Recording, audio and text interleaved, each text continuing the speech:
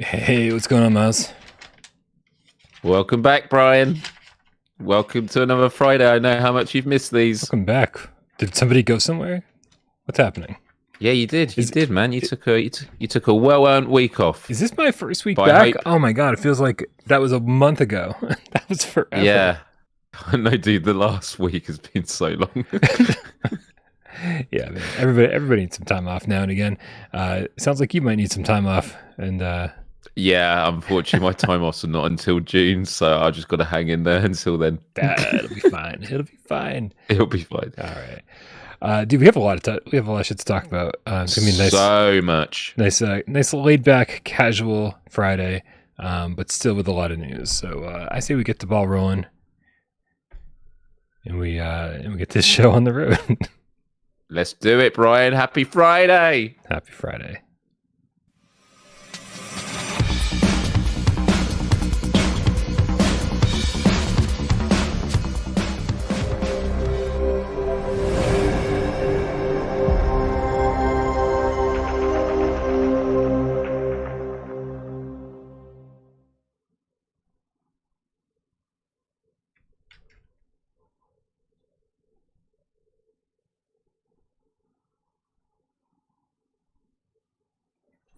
This is PSVR GAMESCAST Live. We film live every single Monday, Wednesday, and 2 Eyes Friday right here on PSVR Without Parole. We do it live for your viewing pleasure. We do it right here on YouTube if you like to watch with your eyes. If you like to listen with your ears. We also do it on podcast services of your choice. Yes, that includes Spotify. The last couple apparently did not get uploaded on schedule. Our friend Jamie, who does that for us, has been really, really busy. You gotta extend a little slack for all the volunteers that help keep this channel running, like Sci-Fi Game. Wow, words like Sci-Fi Game Cat Henry, who puts timestamps into the show after the fact. My name is Brian Paul from this channel right here, PSVR Without Parole, and this gentleman over here, it's Myles Dyer from YouTube.com/Myles. It's such a coincidence, isn't it? It is so bizarre. You got real lucky. Just love it. I got real lucky. Right, they're just like randomly assigning YouTube URLs, and you're like, this is perfect. Yeah. Happy Friday, Brian, and good to see all the Game Cats in the chat. Lovely to see you all. Just some context. Brian and I have never spoken so little before a show before. Yeah. I think we may have uttered 3 sentences between us, if at best.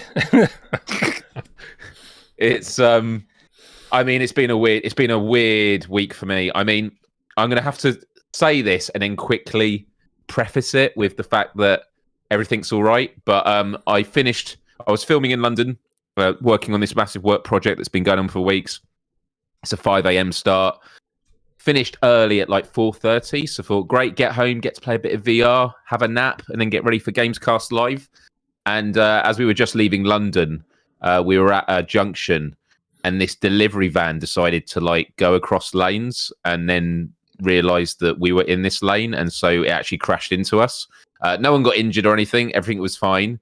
But we then like followed the road down where the van was, and then the van put the hazard lights on, and then just kept going. It just sped off. So I managed to get a photo of the truck, and while my friend/colleague was unfortunately like incredibly calm, very much like his videography style, like you're always problem solving. Mm-hmm. And I guess I would be losing my shit. While he was having to replace the tire that it ruined, I was filling out a police report and doing all that. So that was a pretty strange way to end it. So we ended up coming home just the normal time, and I had a nice calming game of Walkabout golf, and now I'm here to spend some wonderful Friday night with Brian and the Game Cats. So it's good to be here. So that's what you've been doing. Yeah, just tonight. That was just tonight. Just tonight. Well, let me tell you something, Myles. Did you know that Zelda Tears of the Kingdom is out? I did. Did it come out like late last night, or it was yesterday? It came out yesterday, didn't it? Or was it today? It was there were midnight release parties last night, and I attended one. Amazing. And where was it? Did you say when was it? No, where was it? Was it at a store or? Yeah, it was at GameStop. So Myles, let me tell you a little story. Let me tell you the story about why I attended a midnight release party for a game that I had no intention of buying. Oh, you had no intention of buying? Zero intention. What? Here's what. Sorry, did you go there with no intention of buying it? You were just like, I'm just going to get some free. Zero intention of buying Zelda. Okay. At a midnight release party. Did you succeed? I succeeded at not buying Zelda. Here's what happened. 8:45 last night. As you guys saw, I put up some footage. Just a very, very brief preview of VR Skater. We had to jump through all sorts of crazy hoops because like review keys aren't ready, so we had to like do some crazy shit in order for me to be able to play that game. You mean like those sort of hoops? I thought you meant in the game you're having to jump through all sorts of hoops. No, but, okay. There's yellow gates that you can skate through. Okay. Yes, it's called Superman 64 mode. It's not true. It's not true at all. So so I'm in the middle of doing all this shit, man. We have Red Matter to cover today, right? Like, I actually had an embargo for Red Matter for earlier today, where it's like, if you want to like do a 15-minute preview, we're going to give you exclusive access and blah blah blah. That ended up just being rolled into GAMESCAST today, the 15 minutes of footage and our discussion about it, because of what happened last night. At some point yesterday, somebody's like, you want to take a break and play some poker? Like, let's play some fucking PokerStars and get on. Sure. So I switched from the system that I was using, the PlayStation 5 that I was using to cover VR Skater, right? I unplugged the USB-C cable, put it back into my retail unit, switched over to that, started the headset up, and only one eye popped up. One lens was just completely black. And I was like, I don't know a lot about technology, but I do know this is bad. No lenses coming on would have been better than one lens coming on. Right.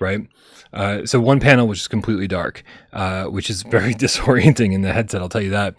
And so, after troubleshooting a few things myself, disconnecting this USB-C cable, going to the headset itself and doing the detachable cable that like plugs in on top, I unplugged that and plugged it back in, made sure that was all tight, did whatever I could. It was fucking broken. Right? And I had so much shit to do last night, right? Like I only had a limited amount of time left to play VR Skater, had a limited amount of time to get some Red Matter gameplay footage. I mean, it could not have happened at a worse time. And it was 9:00 at night now.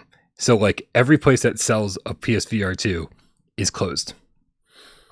So, I was like, you know what? Fuck it. I'm just going to go out into the night, no plan, and hit up every single store that's open and cross my fingers.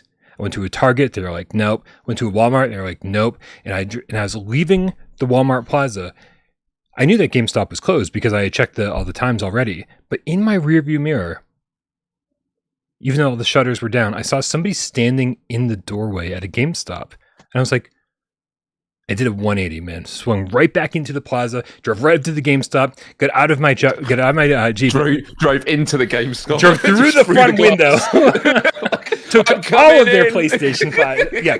No. And so there's this woman standing there, and I was like, hey. I was like, she's like, we're not open.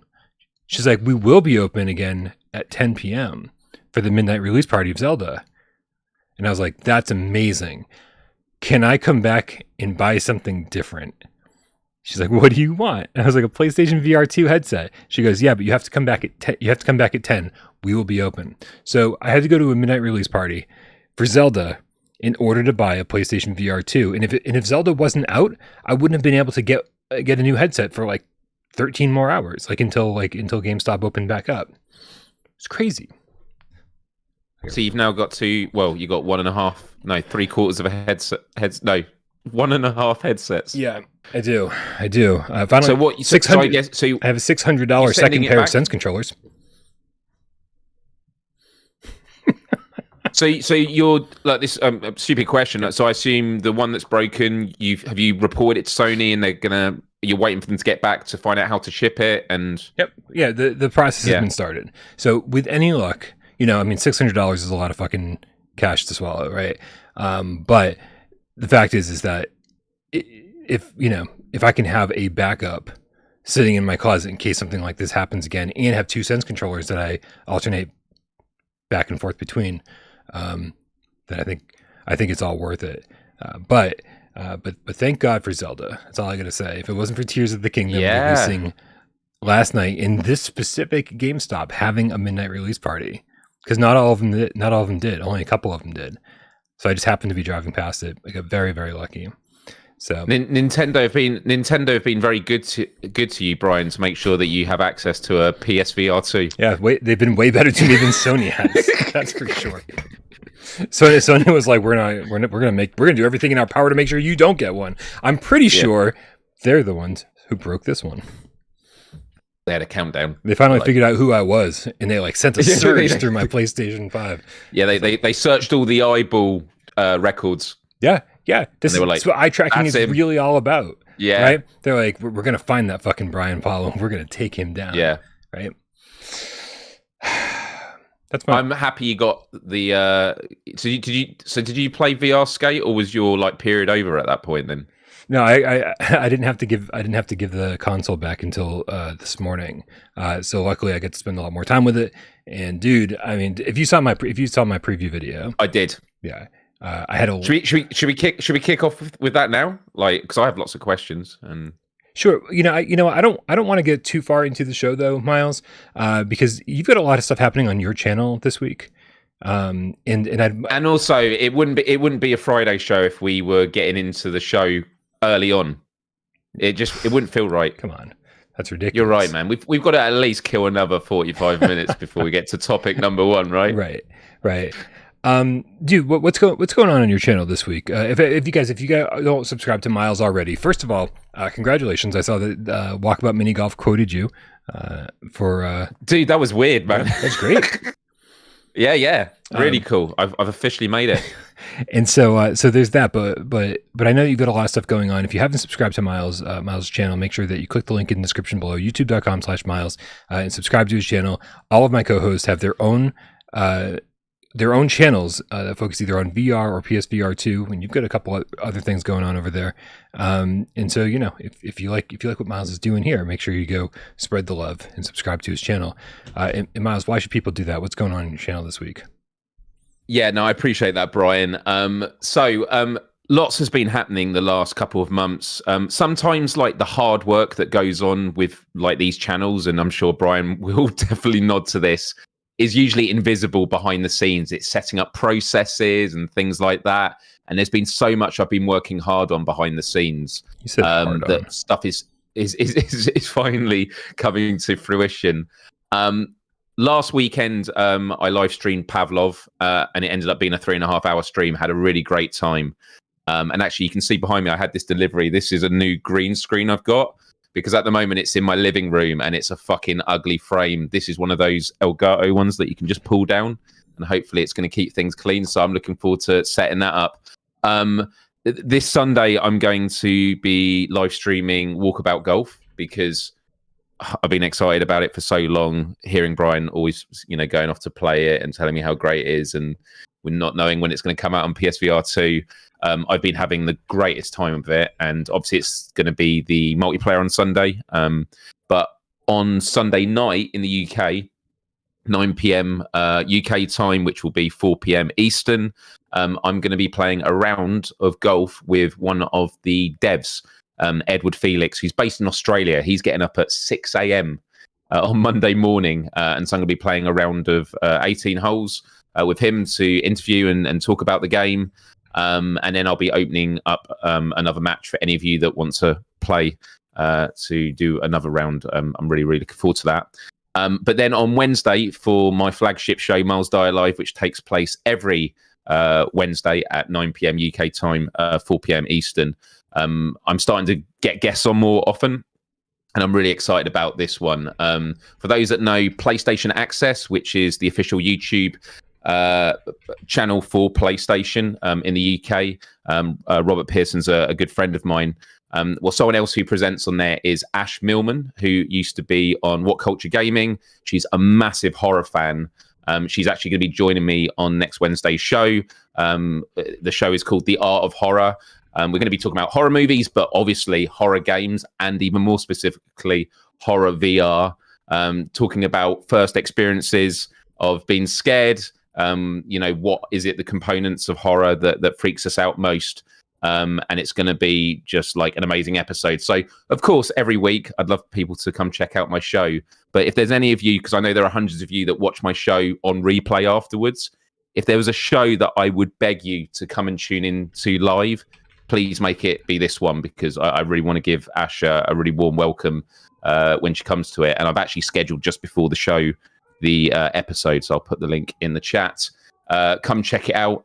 It's going to be a really good one. And yeah, thank you, Brian, for letting me plug it on the show. I'm excited, man. You know, I'm obsessed with everything horror. So if I can tune in to see you guys have that chat, I will be there. If not, I will be one of the hundreds that tune in after the fact.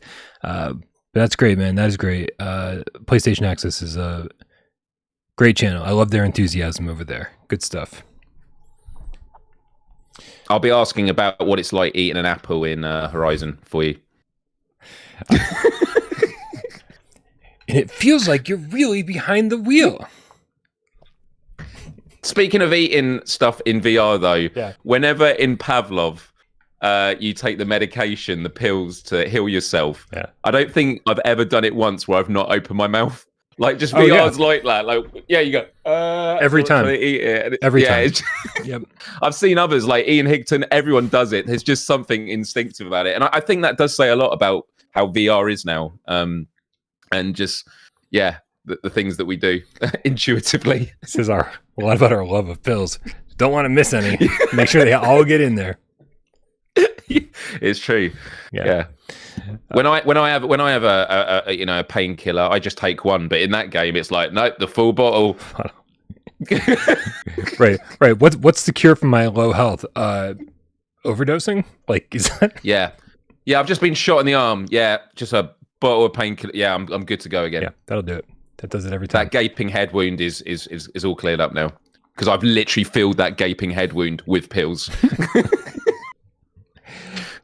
We got Professor Lilith with the $5 tip. Says this week's Sunday multiplayer is Walkabout mini golf. Come hit some balls with us. 2 p.m. Eastern.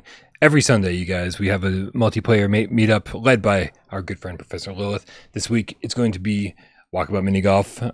Really just an essential game to have on PSVR2. We'll talk about that in just a moment. Actually, fuck it, man. Let's talk about that shit now. Serial Killer asks in Viewer Takeover, why isn't today's GAMESCAST Live taking place inside Walkabout mini golf? You know, if we didn't have Red Matter 2 to talk about, I would absolutely consider it, because it would be way less effort. It'd be like, let's just hang out and talk about video games and play mini golf, which is sort of what I do anyway. Yeah. What's this has been a crazy week, Myles. So much VR stuff. You guys haven't officially gotten PokerStars yet over there, right? Refreshing it every day. Yeah. It was so annoying. I genuinely thought it'll be a few hours maybe later, but yeah, I mean, I have a US PlayStation account for when we get review keys, and sometimes I don't get the UK one, which is fine. And so I jumped on there to download it, and hoping that I could then jump on the UK account. But when you open it up, it just goes to the product page, and all it says is coming soon. Do we know about any other regions in the world? Like, is it just Europe, or is it just the US that has it? It's just the US and Canada, I believe, that have it. For the last time I heard, and I haven't been keeping up with everybody because I've been so fucking busy. But I mean, I heard Australia didn't have it. Like pretty much everyone in Europe has been saying that they can't find it on their store. You don't have it, so I think it's just a couple of territories. And I am surprised that it's not up by now. When we got it on Tuesday, I was surprised you guys didn't have it by Thursday. But yeah, because I do want to actually, I've funnily enough, I've played everything on it except poker. I've played all the game modes. Really enjoyed it. Straight away, I'm just thinking about PlayStation Home, and just it's the small things, Brian, in that game. Like looking out the window at the city is just amazing. Yeah. And I do wish there was a bit of animation, nothing too detailed, but like if the cars, maybe there was just like little movements and stuff, that would have been like a bit nice. It's a bit too static, but I did find myself just looking out the window, just at awe at this massive city. And the game modes are really fun, and I'm looking forward to when I'm playing it on my actual account to like actually start grinding for. Well, you have credits that you can use to buy like cosmetics and items. Can you actually buy the credits with the money that you make in the casino? Or is it just only I think you can only buy it with real money, right? Do you know what I'm talking about? What are we buying with real money? So you see, there's two currencies in PokerStars VR. Okay. You have the money that you're gambling with, but then you have these like credits that are used for buying like swords or I don't know if it's used for the hats. All the toys and shit at the table. Yeah, all the toys. But the credits for the toys and that you can claim some on PlayStation Plus for free, but then you have to pay for the rest. And I was just wondering if it's actually possible to, if you're I haven't money by winning. paid for anything, and my intention is to not pay for anything. I don't know. There we go. Zombies in the chat says you earn those coins by playing in-game time. Time. Playing in-game time. Or purchasing them, yes. Yeah, but you can't exchange one the other. That'd be kind of cool to give a bit of a benefit of like, if you manage to win money, you should be able to translate it. But yeah, and the last thing I'd just say on it is I find it interesting that the US and Canada have had it first because, and correct me if I'm wrong, for the longest time, I've always been told that like in the US, like online gambling, I know it's a state by state thing now, but like online gambling is illegal in America in many states, whereas in the UK, it's always been fine. So the fact that I don't know if that's one of the reasons why it's come out in the US and not the UK because of maybe laws to do with, because even though you're not gambling real money, you kind of are because you can you buy money? I don't know. Yeah, I mean, you could spend a fortune in PokerStars. You could spend a fortune, right? And like, and if you do have like, we talked about this a little bit on Wednesday. If you have gambling problems, like this is gonna be an issue. And so with ways to spend so much money in the game, if you wanted to, or if you decide to do so, then yeah, you can spend a lot of money in this game. But luckily, man, like if you really like PokerStars, you can just go in every 8 hours. Go in every 8 hours, spin that wheel, and duck back out, right? And just keep building up your bank. You'll be fine. You don't need to spend real money in this game. I think we'll be okay. But man, PokerStars is awesome, and it's amazing that we got two of the best social VR games pretty much ever made, all in the same week. So I'm loving PokerStars. I played more poker than anything else, but then when I went to play blackjack, I won't bore everybody with this because I've talked about it on Wednesday. But yeah, I ended up not even playing blackjack and me and a group of fucking randoms that I didn't know anybody. We sat around the spaceship game. And we just fucking laughed hysterically, man, about like, oh, I'm not going to hit the button until 10x, and we're like 7, 8, 9, like fuck, it's so much fun. It's the dumbest game of all time, but it's fun. But again, fun with friends. So yeah, I spent a lot of time on that spaceship game. The one game I've not actually played other than poker was craps. And that's just because I actually don't understand the rules, and it's something I keep telling myself that I'm going to eventually learn. Like it looks cool in the movies, doesn't it? Because what they do is they roll the dice and everyone's going whoa, but when you're actually there, you realize it's not kind of like that, and I have no idea what I'm doing. But that and roulette. But I personally love playing blackjack, so I have a lot of fun with that. Yeah. Yeah, there's definitely games. I don't know how to play craps. I fucked around with roulette and made a shitload of money because I just happened to get lucky every time.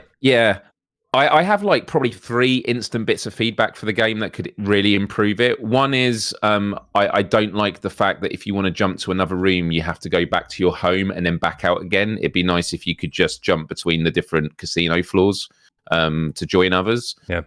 Secondly, I wish there was just a bit more interactivity, like in the rooms, like you have a bar area and you can go behind the bar as if you're serving on it. It'd be nice if there was some VRAF stuff, like, glasses or pour drinks, like just simple things like you can do in Rec Room. Like, I think just a bit more interactivity beside the games themselves. They don't want to distract you from spending money. Myles. That's true. That's true.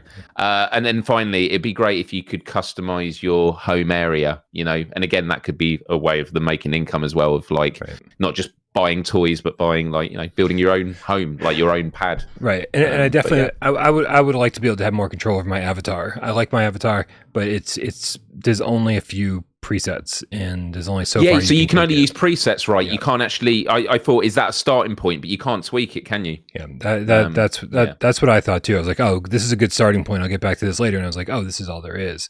right? Like there's little things you can add, but you can't just like make yourself look like you, which is I don't know. And I will say that it doesn't seem like this is going to become this isn't going to be cross-platform anytime soon, or possibly ever.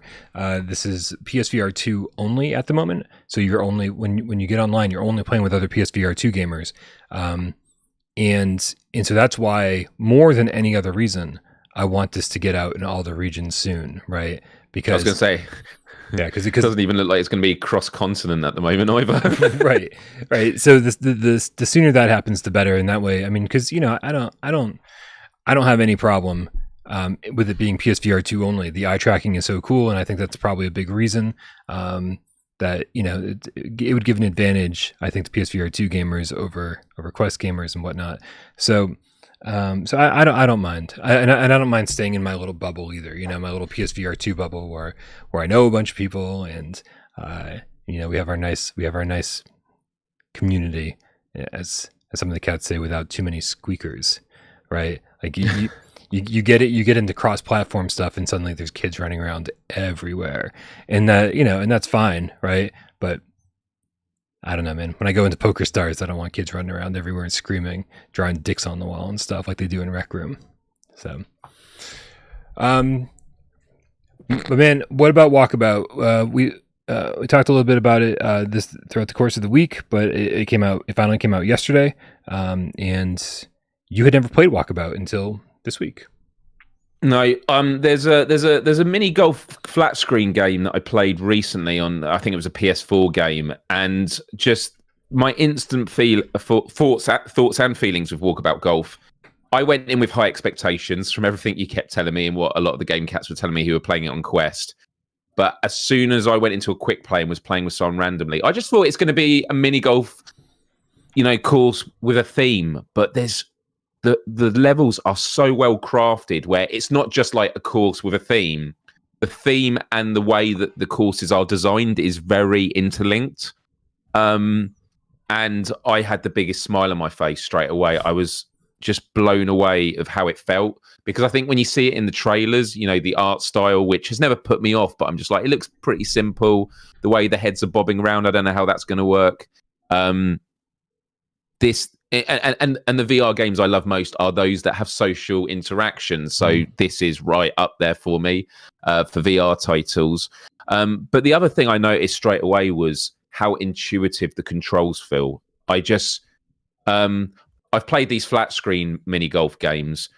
They don't even come anywhere close to this. And I have to say, I mentioned 2 weeks ago when we last did GAMESCAST that we call it crazy golf.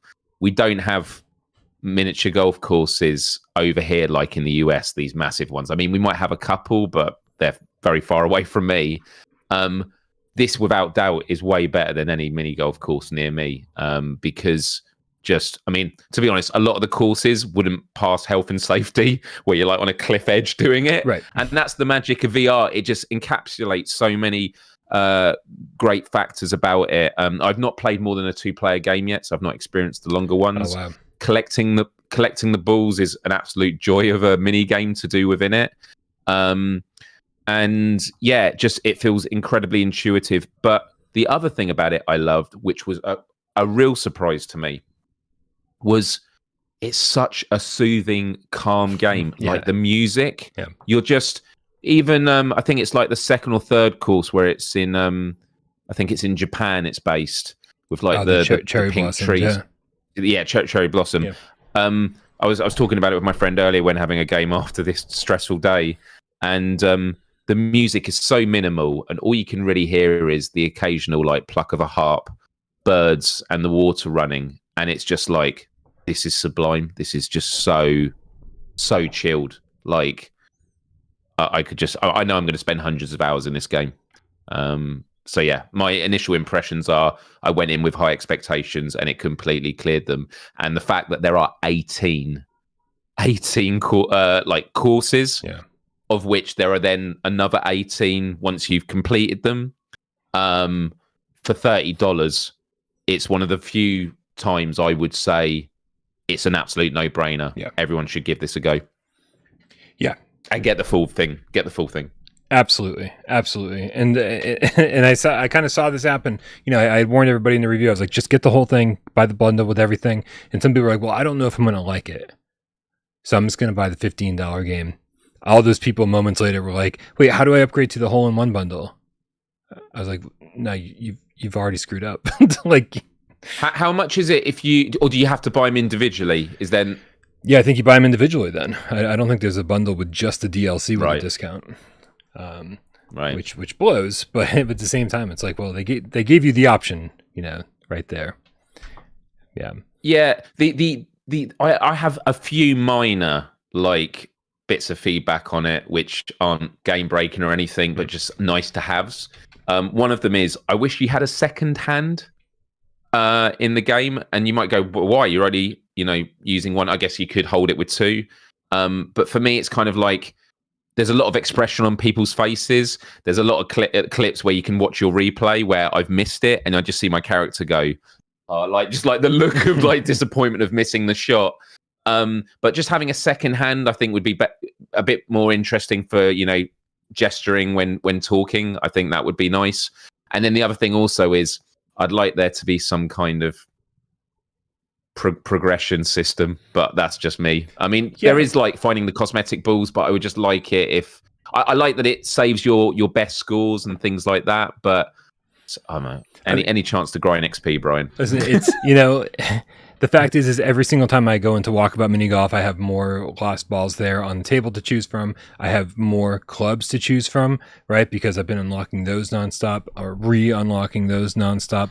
And so that's like, so for me, that feels like progression, right?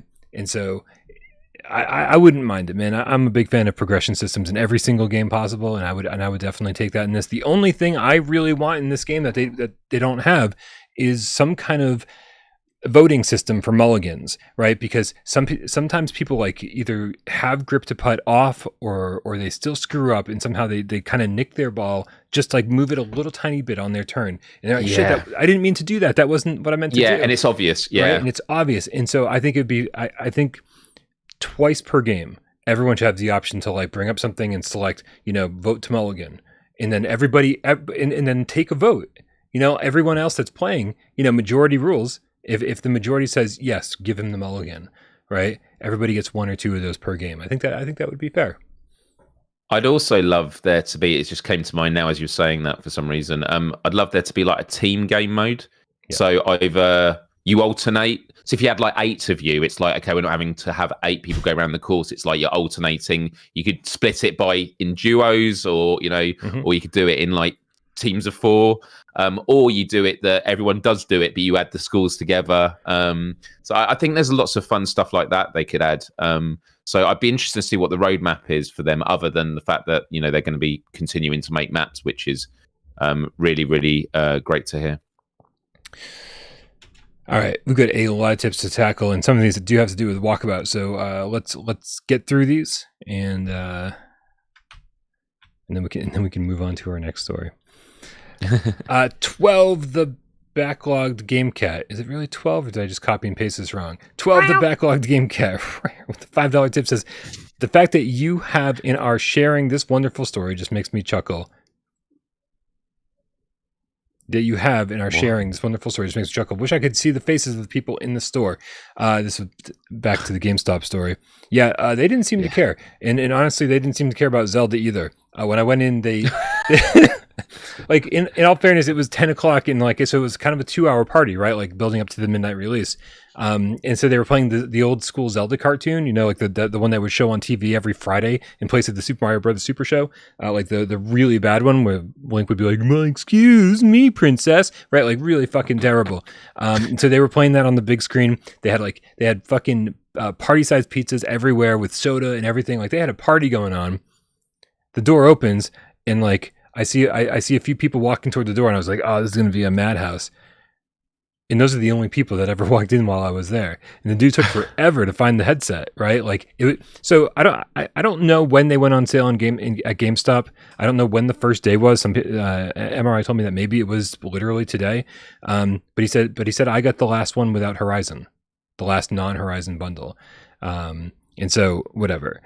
So anyway, yeah, there was literally like 3 or 4 people walking around and just kind of like hanging out in GameStop, waiting for a party to begin. And I was there for 15 minutes and didn't look like that party was ever going to start. So that might be the last midnight release they do.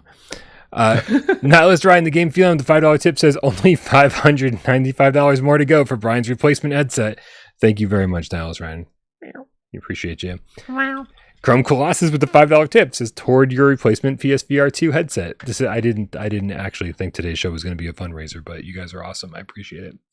Awesome Tatum with the $10 tip says, Ode to Zelda, the Master Sword has saved PSVR. Thank you, Tatum. Yeah. GC13, the Diet Pepsi Cat with a $10 tip says, Glory to Zelda. Let's change a channel in Discord specifically dedicated to Zelda and Rypop in the same channel. One of our moderators, Rypop, notoriously hates Zelda. It touched him when he was little, inappropriately, and he's never forgiven it. Wow. Yeah, it's too bad. Too bad. He's missing out on some of the best games ever made, which he will refute that statement as well. Silver Nexus with the $10 tip for the replacement headset and some pizza for your feelings. Long live PSVR GamesCast Live. Thank you very much, Silver Nexus. Long live GamesCast Live. GamesCast Live is dead. Long live GamesCast Live. Not sure Brondo with the $10 tip says happy Friday. I'm looking forward to the Oregon quarter patch. Yeah, that is good news. Amada, who handled the port and published it, I believe, is fixing the big issue with the map, where like your marker keeps getting gradually further and further away, and it's impossible to use the map after a while. There's another part in that game where you walk into a room and there's like this metal grate, and behind the grate there's some ammo and a handgun, and up to this point you don't have a weapon yet, right? And then in front of it there's some kind of puzzle, right? It looks like there's 2 statues and then like a hole in the middle. So you're like, well, obviously I'm just searching for another statue to put here.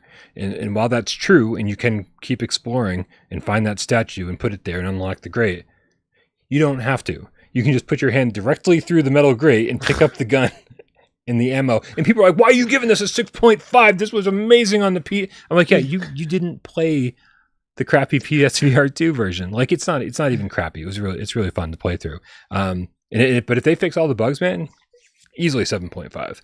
Like, I really enjoyed Oregon Quarter. But no matter how much you like it, you still have to recognize what it is. Yeah. Kind of an homage to survival horror of the mid-90s more than anything else. And actually, speaking of your reviews, Brian, I was speaking with my friend Johnny today, and he saw your Another Fisherman's Tale review. And he was saying, saw the review, totally saw where Brian was coming from. A lot of his criticisms, I wouldn't like. It didn't apply to him. Mm-hmm. Like you were criticizing it for things that he wouldn't have an issue with, and so he says I actually would probably rate it higher, and I'm going to get it. But he goes, but that's what I love about PSVR Without Parole's reviews is, regardless of what your review is, you always, because you're very honest from your perspective, and people know the perspective you're coming from. Your reviews are doubly useful. Not just this is what you think, but people go, but we know, Brian, it's clear from your perspective that you might be saying this is what I'd say, but it's clear to other people, but it might be a game for me, no matter if it's not for you, or vice versa. And so, I just thought I'd feed that back. Also, there's too many fucking games coming out. I need a goddamn break. Reviews are great. A few this week. I need like a week without games, and I'll tell you that is not happening next week. Yeah, I was going to say we got quite a lot this month. Yeah, a lot of shit going down. Owando Cat, Kirnando Cat. Oh man, Owando's so generous, and I feel like I didn't do his name justice, so we're gonna try that again. Owando Cat, Kirnando Cat, with the €100. It says whoop whoop. That's it. Just whoop whoop. Whoop whoop. Thank you so much. I think we're quickly paying off this new headset. I appreciate you guys. Unintended Studios with the $5 tip says, my new goal is to master the art of the hole-in-one on hole 18 in Tourist Trap down the cliff of the mountain. Okay, well, listen, Unintended Studios. That's an admirable goal to have. just getting it on the green in one, is a big deal. Getting it, getting it a hole in one would be fucking incredible, right? Because that's a par 6, I think. And just yeah, dude, like the art of just skipping the entire hole, right? Because it's all these. Do you know what he's talking about, Miles? Like the very last hole of that first tourist trap course. It's like it's all these ramps that go down and down, and then land on their own little green. There's another ramp that goes down and down. It's got its own little green. Right. Yeah. And so it's par 6, and then you finally get down there with like 4 shots, and then you can still make birdie if you've done it right. But you can if you're careful, you can just shoot off the top of the cliff and bounce the ball down to the very last green. And and I was assuming that's what some people have probably mastered. But it's dangerous, so risky, hell, right? I waste 5 shots trying to get it down there in one.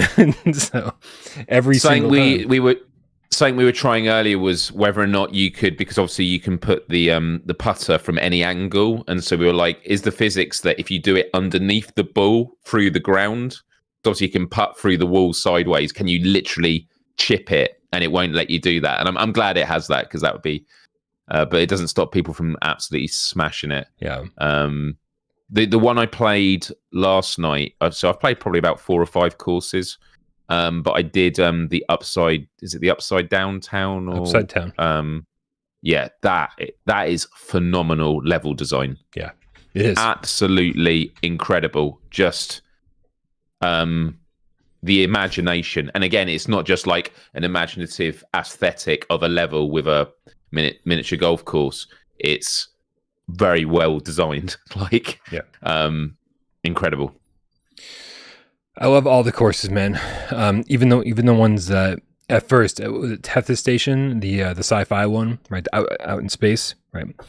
Right. That was one that for the longest time I was like, I really don't like this. And anytime we'd play, people would say, "Oh, do you mind if we just pick random? You know, like you can click the random button and then you just show up at a course like randomly with it." And I was like, yeah, that's fine. I just hope we don't end up at Tethys Station because I just don't like it very much. And then after like, a month of me saying that, and every time we clicked random, it would throw us into Tethys Station. I'd be like, fine, we're just going to fucking play it. And I ended up really loving it. So there are some that like, I feel like even if you don't love them at first, eventually you start learning their tricks and you start going, okay, well, I'm starting to figure this out and learning kind of how to, I mean, I guess it just comes down to getting better at it. Right. And then when you don't feel like you're bogeying every single hole, you end up liking it a little bit more.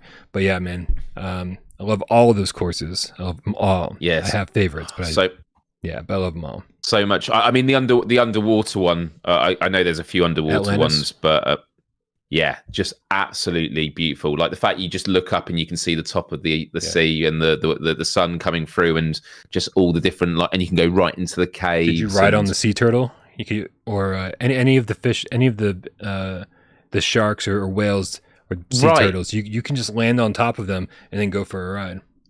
Yeah, so I managed to do it with the whale, and then I wasn't able to do it again when I did it on the hard version of the map. So I don't know. You don't have to click anything, though. So you just dive bomb into it like you do with the ground. Yeah. I think there's just like a specific area that you kind of need to do it on. You can't do it on the entire well. Yeah. No, it's great. The only question I do have about the game, and I actually had this with Synth Riders. Actually, I know what the answer is with Synth Riders, but it's when it comes to crossplay. So I'll start with Synth Riders first. If you are creating a multiplayer server and you want it for PSVR2 only, you have to tick a box in the settings, so it's like PSVR2 only. But what I found was people weren't able then to find, who were on PSVR2, weren't able to find my multiplayer room on the public screen. And what I discovered was, and I don't know if they fixed this yet, it's because if I have it for PSVR2 only, if you're on PSVR2, you also have to tick that in your settings to then see my, which is just, I think that's awkward, and I have fed that back to the devs. Yeah. Now, the reason I mention that in the context of Walkabout mini golf is, I like doing the quick play and playing with random players, and obviously when we had the review copies, you were only able to play with Quest players on it because it wasn't out for anyone else. But when it literally dropped for PSVR2, I kept on doing turn off crossplay, and doing quick play. I want to play with some PSVR2 players, and it was not finding anyone. Now it might be that there's just no PSVR2 players on, but I'm just wondering if you turn off crossplay, will it only match you with other PSVR2 players who have also turned? Do you know what I mean? Like crossplay is like a pool of players, and I don't know if that's just maybe a technical thing that is, for Simp Riders and for Walkabout Golf, that's just the way it works, because it would be nice if you could just, Myles, here's how you play a game of Walkabout. You go in and you create a room with your own room code, right? Myles, for instance, MILES. That's a really good idea. It's very creative, I know. I like that. Yeah, I like that a lot. Well, let me just write that down. YouTube URL. Amazing. And then you just drop that shit in Discord. And then you see who the first 7 people to show up are, right? That's how you get a game started. Works for me. Yeah, I do. I need to do that. All right, I'm gonna start. I'm gonna start using the room code Myles for all of my Walkabout sessions, even if you're not there. It's gonna confuse the fuck out of people. No, I love it. Nice. Is it? And there's a trophy, isn't there, Brian, to hit all the targets at the driving range? Yes. Yep. Wow. Some of those are hard to hit. Yeah. But you don't have to hit them in one session, I don't think, right? You just have to hit them all. Well, I hope not. Right. in the 60-second countdown timer, or with 10 balls. Yeah, I keep noticing new ones on that course, and in the end, you end up just one-handed hitting it, don't you? You just I'm just going to keep swinging. Yeah. It's yeah. That's probably the toughest trophy in the game, isn't it? I don't know. I think so. I haven't gone for the platinum yet, but I think I will. I mean, I think it'll be one of those platinums that you just get naturally because you're playing so fucking much. I do wish that starting island there was like public ones you could go to, because at the moment for multiplayer, there's no you can't invite a friend. You just have to somehow give them the same room code, or you do quick play and just team up with a random person. It'd be nice if there were those lobbies where you could just go, there'd be other people in the driving range, and then you could say, hey, do you want to play a match, and then go off and play them. I think there's still a lot of opportunity there. But yeah, I'm good without it. I'm very happy with the way that it all works. That didn't even exist a year ago. It didn't. It was just the shed, just the shed where you pick your stuff, and then they added the practice range and the driving range. Nice. That's cool. Yeah. So that's all. That's all actually, relatively new. Sorry, last question on this game, Brian. And I know you probably discussed this on a previous show. Probably. How does the game feel compared to Oculus in terms of not just tracking, but the haptics? Is it quite a big, significant difference? No. I mean, the tracking on Quest was always fine for me. I never had any issues, and the tracking on PSVR2 is always fine for me. I don't have any issues. Just make sure you're not covering the IR sensors when you're playing with your other hand, because I do play with two hands. I make sure that because I want to have a nice steady putt. And yeah, that's it, man. I've been very, very happy, and there's minimal haptic feedback, but it's exactly what you would expect it to feel like when you hit the ball with the putter. So yeah, I mean, no complaints, man. As soon as you hit the shot, you know how you've hit it. You just get that intuitive feel. It's so impressive. Yeah. We had a couple more tips. Izzard with the 2 quid says, "Please notice me." We've noticed you. Izzard. We noticed you. Yes, you look lovely today. Okay. Is that a new dress you're wearing? Men Bear Pig Game Cat, he does exist, with the $2 tip says, "Never played Walkabout Golf, and holy shit, I love it. I told you guys." Everybody was like, "Jesus, Brian, I'm fucking sick about hearing about this game." And now you know. Unintended Studios with the $5 tip says, "My biggest gripe with Walkabout is not being able to walk with one hand and turn with the other, as well as no walking backwards." Yeah, I don't know. I've got a hard I've got a hard time complaining about the movement system in a game that you can just hit the trigger and you are suddenly at the ball that you need to be at. And honestly, maybe this is a little too inside baseball. Maybe this is something you don't need to know about me. Maybe we're about to reveal all of our secrets today. But Let's hear it, Brian. But I only use smooth turning and full locomotion for the review because it looks better that way, right? I have all of this footage of me playing Walkabout for the first 3 hours that I played it on PSVR2 with click turning and teleportation, because that's how I played on the Quest.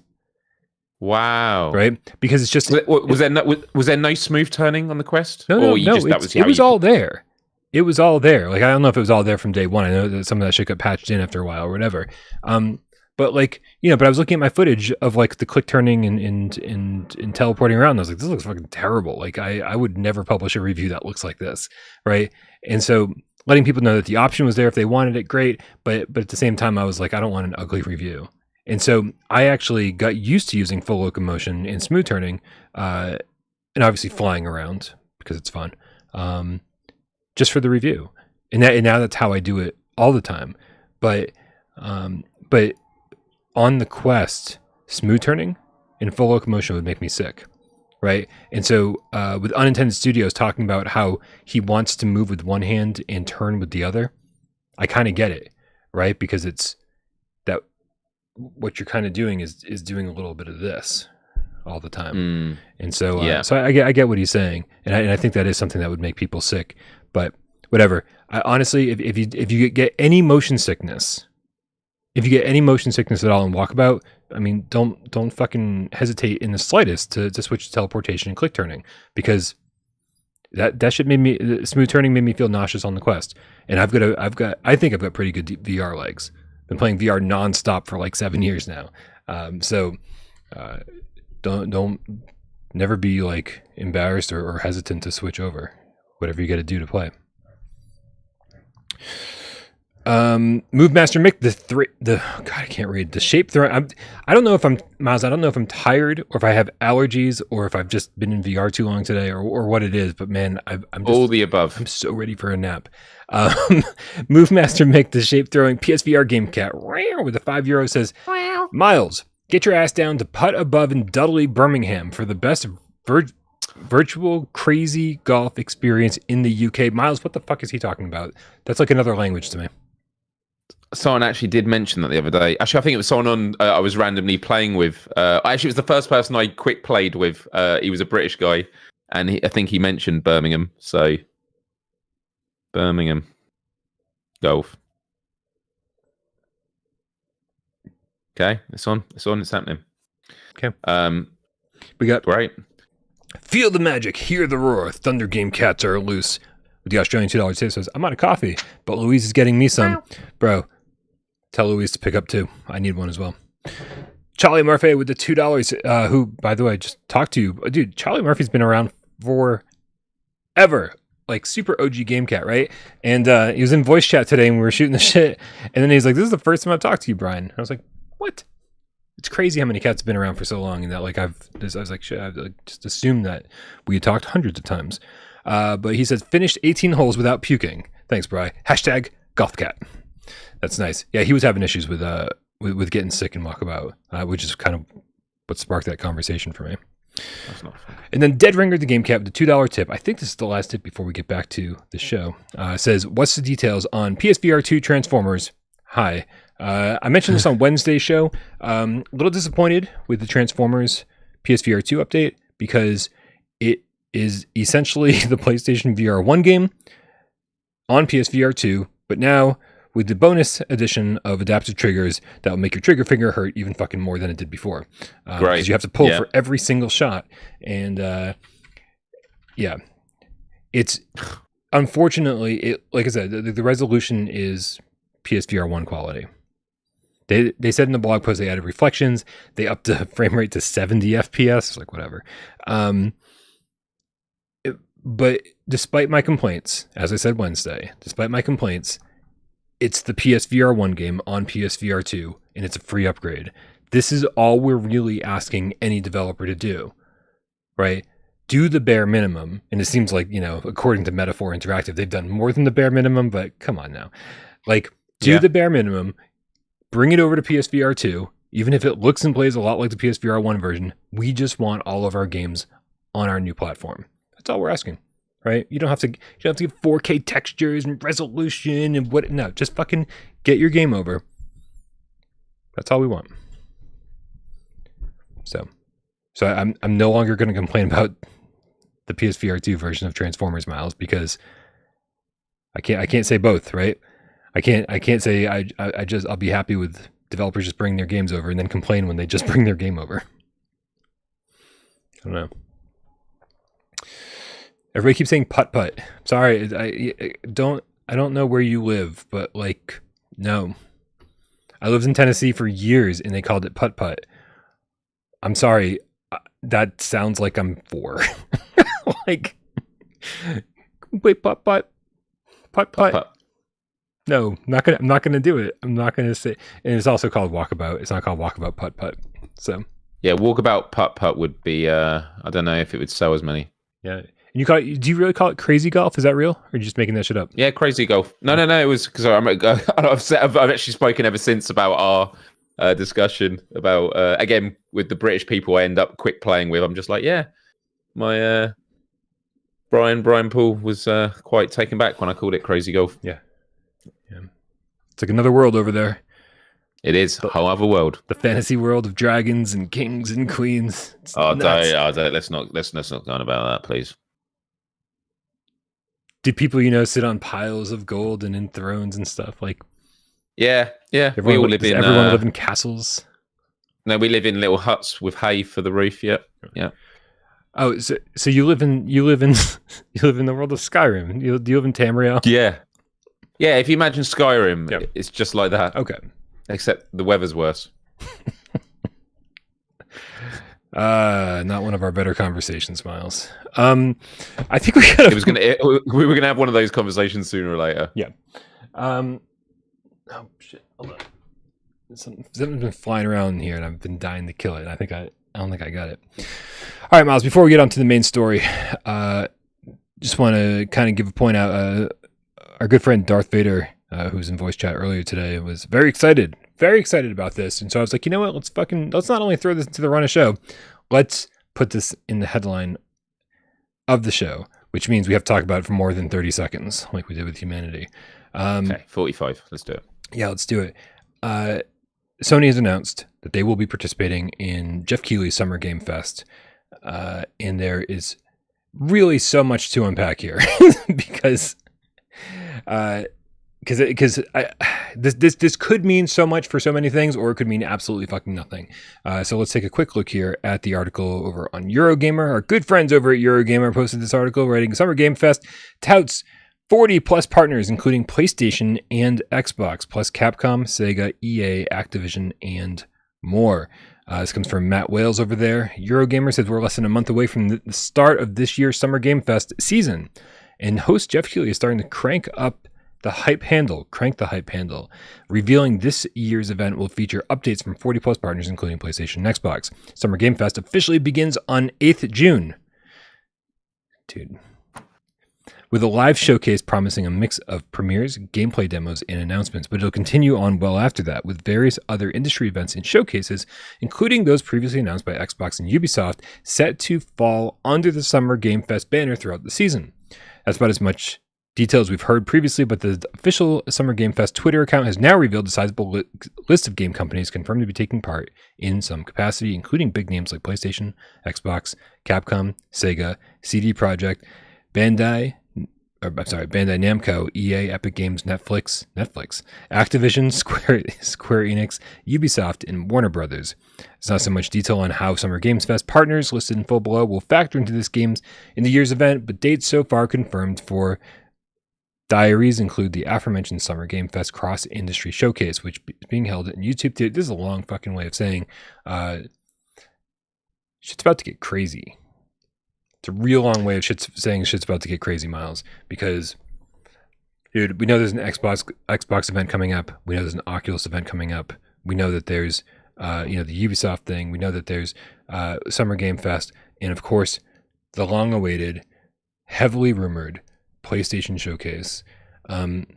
With this being, Miles, my biggest question for you is, with PlayStation not having done anything major outside of like some state of plays and blog posts for the last 18 months, Do you think Summer Game Fest is going to be an issue? And what I mean by that is, does this take away something from a showcase? Does this mean they'll have enough content for a showcase and Summer Game Fest? Or do you think that this kind of kills the rumor that there will be a showcase, and whatever PlayStation's going to do, they're going to do with Jeff Keighley? Well, PlayStation were at Summer Games Fest last year, Yep. and I can't remember exactly what they presented at it, but it wasn't much. And they presented quite a lot at the Game Awards in around Christmas time. In terms of what this means for the PlayStation Showcase, I think the word seems to be that the PlayStation Showcase is going to be, I think in the end of May, like the 20-something, is what we're hearing across some reporters. I think PlayStation kicking off this summer with a showcase and then following up, during this event, I think would be I think that's the way they do it. They wouldn't do this event and then do a showcase afterwards. I just can't imagine. Sony have put it off for so long. This is their chance to really make a statement. But the other thing I would say is, it's all about not putting all your eggs in one basket. PlayStation want to be associated with this because all the other big names are associated with it, from Epic Games to Xbox to, Niantic, to EA. Yeah. And, it was like how it was with E3, but obviously E3 stopped being a thing. They all were pulling out of it. This is becoming that new big festival in the summer that everyone wants to be a part of. So yeah, my feelings are that a showcase is imminent, although I've felt that for what feels like over half a year, so I'm happy to concede that point. But I think that if they are to be doing one this summer, they will be getting ahead of this. They will not be doing it as a follow-up. Yeah. Just because it has been so long. If they had done one in November and they were going to do another big one, then yeah, you could say they would let everyone else go first and go, but don't forget about this. But showcases are always like the most viewed gaming event in terms of live streams and that. And it has been so long. There are all these massive properties, whether it's like Spider-Man 2 and The Last of Us multiplayer. There's a lot coming. And yeah, that's kind of my general ramblings. What about you, Brian? Yeah, I mean, I think that their participation in Summer Game Fest will be minimal, right? Like, as you said, you don't really remember much of them doing much at Summer Game Fest last year, and they were there last year. They just have to have a presence there, maybe show some DLC for a couple of games, maybe make some smaller game announcements, and say, because like you said, it's very likely that the showcase will happen first, and all the big bombs will have been dropped then.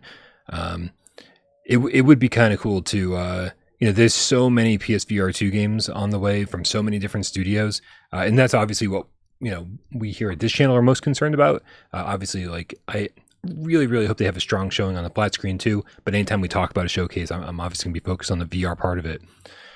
There's the potential, I should say, for so many big AAA VR games to be in the works. First party Sony that are either hybrid games or just straight up VR exclusives. Less likely that there's a lot of those, and of course the third party hybrid games I think are going to be a big deal. But then there's also games like Journey to Foundation and Synapse, these games that are coming to maybe multiple platforms, or some smaller games like Synapse that from a smaller studio like Endreams that's exclusive to PlayStation VR2. I think these would be great games for, and not these games specifically, but games like these, games of this caliber. These would be great games for Summer Game Fest. So I hope that, I'm hoping we get a lot of love for PSVR2 during the showcase, and then I hope that love continues with some of these smaller titles that deserve to be seen, especially for the PSVR2 fans at the Summer Game Fest.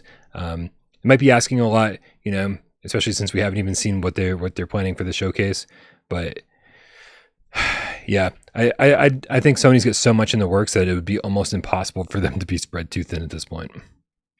Yeah, I totally agree as well. And I feel like they could just make one big announcement at Summer Game Fest to just keep the good good relations with Jeff Keighley, you know,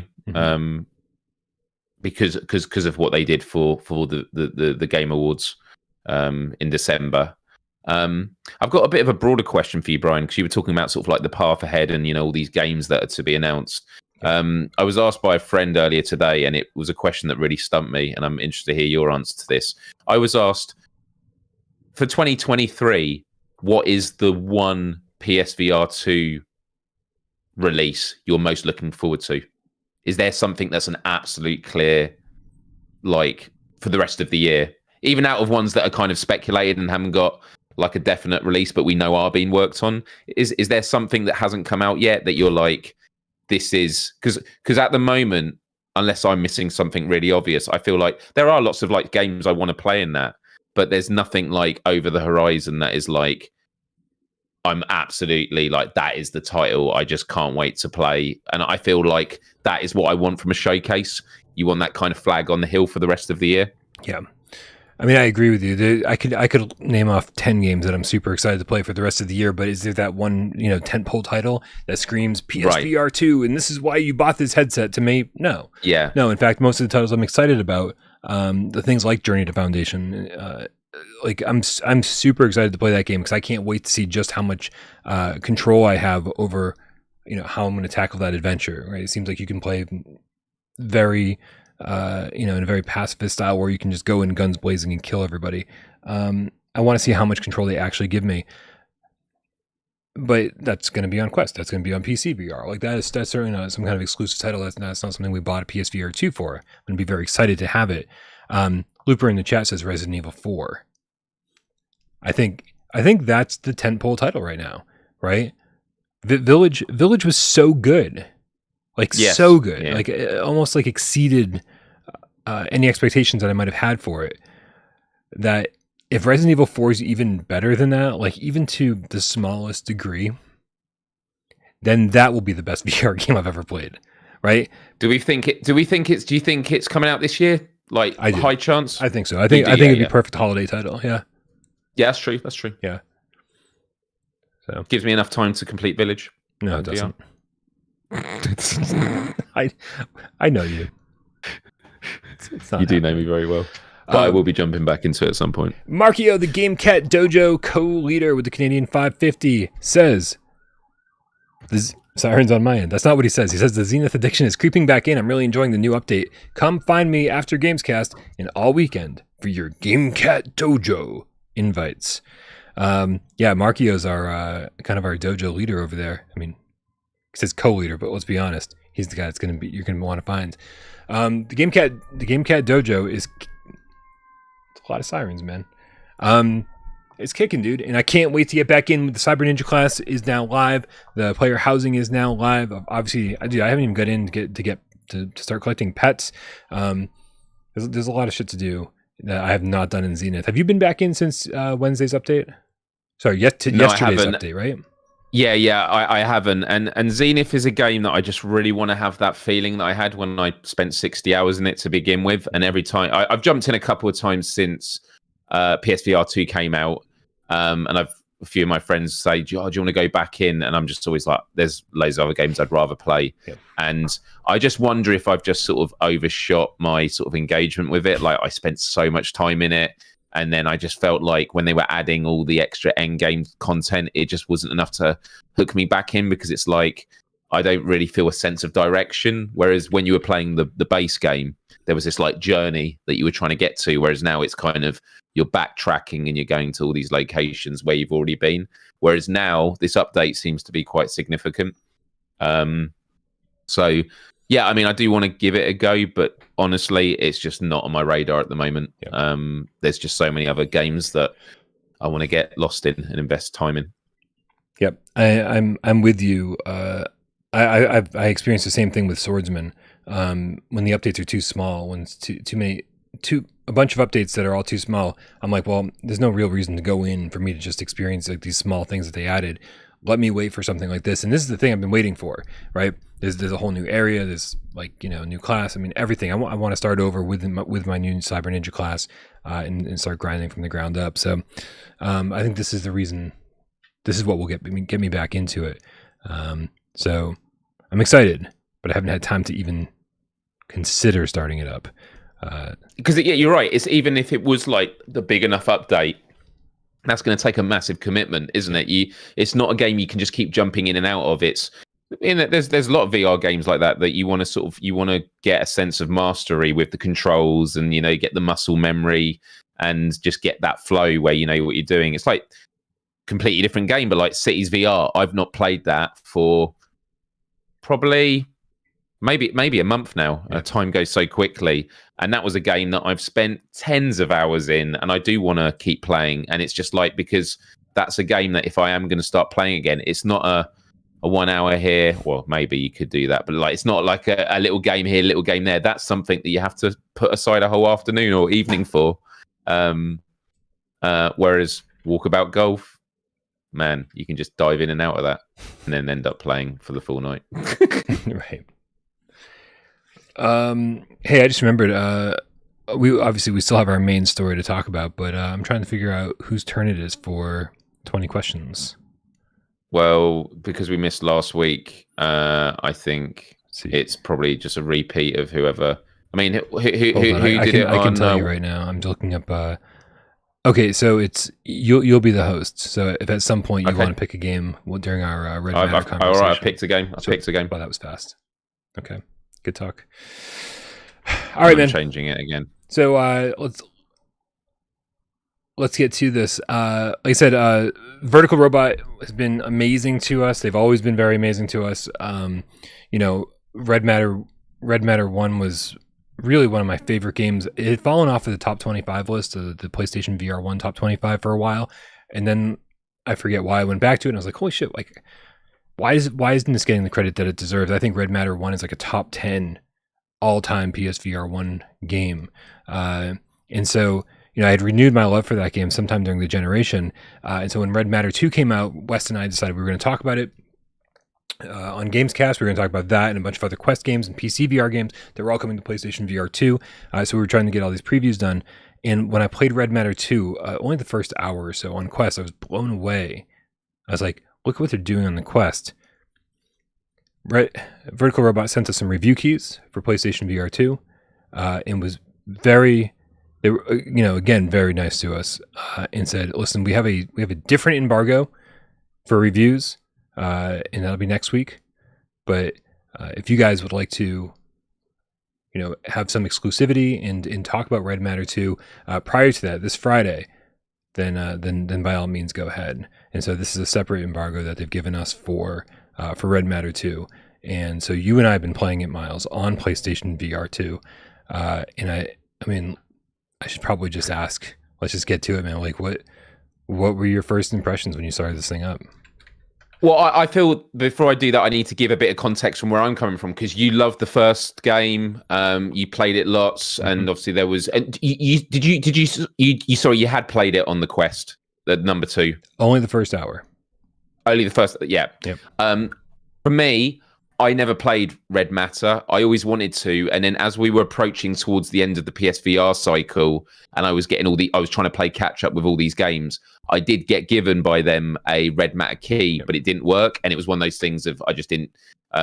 We just didn't get a chance to get a new one sorted, and so I never got to play it. So I've always stayed away from spoilers, and I hope that the first one does get remastered. So I went into this game completely blind. I have no idea what Red Matter is going into this. I know nothing about it. Yeah. I'm even someone who Googles, is Red Matter a horror game? And the answers you get on Google are really interesting, like of how people describe it.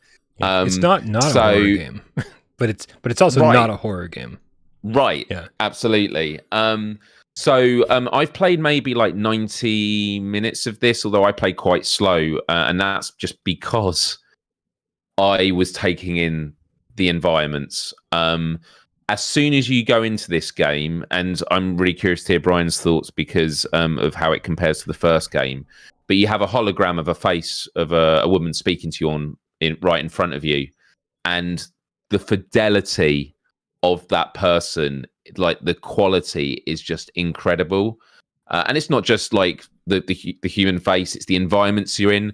I don't really want to go into too specifics of plot on that, but you are on a moon base to begin with, and looking out the window, I just thought to myself, I feel like I'm on the moon.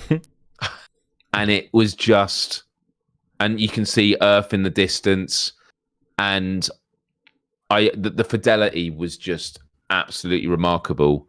Out of the 90 minutes I played, I didn't have to worry of any guides or anything like that. Not that there'd be any guides available. I didn't have to ask for help. There were puzzles that were like challenging, but not in a kind of like, you don't have to spend long thinking about them. You kind of, I like the intuitive nature of the puzzles where there is puzzles to be solved, but kind of there's a lot of exploring for parts. Like, you're doing quite complicated tasks, but they're not holding your hand on how to do it in a lot of ways. But the way it's just the level designs are incredibly well done, but not in obvious ways. It's the nuances of the way the environments are designed.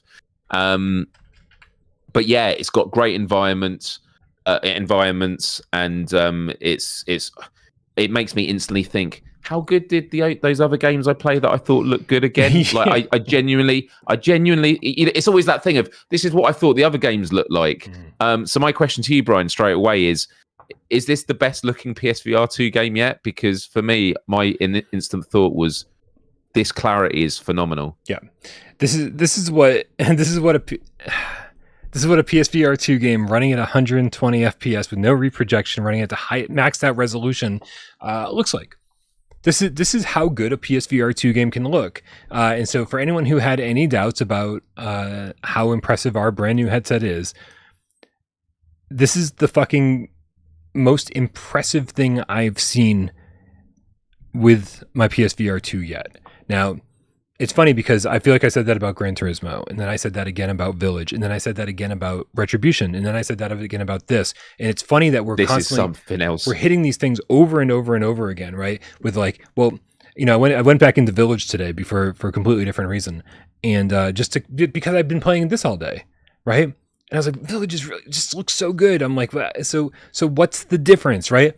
Everything in Red Matter 2 looks very clean, right? Everything has a reflective surface. Even things that aren't clean are reflective. Windows. The window. Yep. The little what is it? The little translator device that you have that has a little screen that looks like it almost has like thumbprint smudges and stuff on it. Like it looks like someone has been touching it, right? And there's even like some depth to it, which is just shocking because it looks like it should be a 2D panel, but it's like holographic, so it's just there's some depth between the back of the panel and the text itself. Like every little detail in this is just there's this clean, sharp look about it that kind of blows everything else away. Like I like the art style of Village better, but from a technical standpoint, it feels like the people over at Vertical Robot were just showing off during the entire development process, meaning like, look what we can do. It's like, and they did this, and they didn't just do this on PSVR 2, they did this on Quest, right? And said, look what we can do. And they blew every other game away on Quest visually. And then here they are doing it again on PSVR 2. And I'm just really, really happy that these guys aren't just showing off visually. They're also showing off, as you were alluding to earlier, Myles, that they know how to make a good game, right? That they don't go overboard with the voiceovers in your head, right? Even your character talks this time around, but they don't just talk incessantly. They let you like, you know, they let your brain kind of clear out a little bit, right? Between all the dialogue, right? So it's just not this constant blah, blah, blah, blah, blah.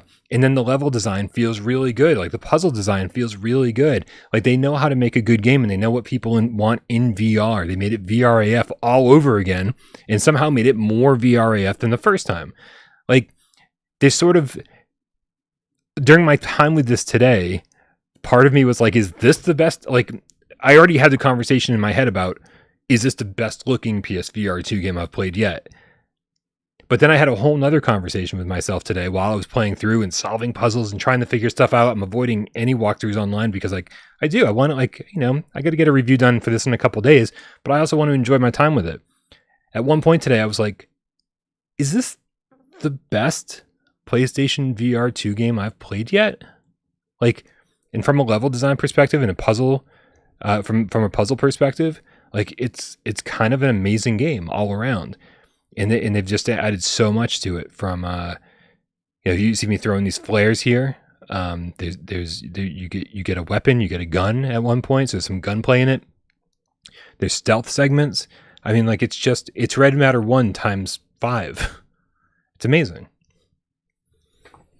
Yeah, it's incredible. And what you were saying about like the art design, it was a conversation I saw, I think, during the Game Awards about, I think it was the award for best like art design, and it was like I think Elden Ring won it. Mm-hmm. And it was interesting because Elden Ring is a game that, in terms of fidelity, graphic fidelity, it definitely isn't the best of a next gen game. But like the art style, like the world building and the art style is like completely top tier. And it was the first time I really started becoming aware of the difference between those two things. And the fidelity. I mean, I would say the art direction of Red Matter absolutely is amazing. But like in terms of fidelity, because you were talking about how good Resident Evil art style is, it's just the way they create those environments is just top tier. To have that with the fidelity of Red Matter, it does make me wonder, how. But then I think about Kayak VR again, really high fidelity, and it just makes you wonder what's going to happen when these ingredients of different types of games that are maybe a bit more active, there's more going on, and if the power is going to allow us to have games at that high fidelity with also a lot going on. Because Kayak VR and Red Matter, as far as I've seen in the first 90 minutes, there is stuff that does happen, but it's like there's not like you're not completely overblown with stuff happening on the screen around you like you would with lichens jumping around in Resident Evil Village. Right. Just really, really impressed.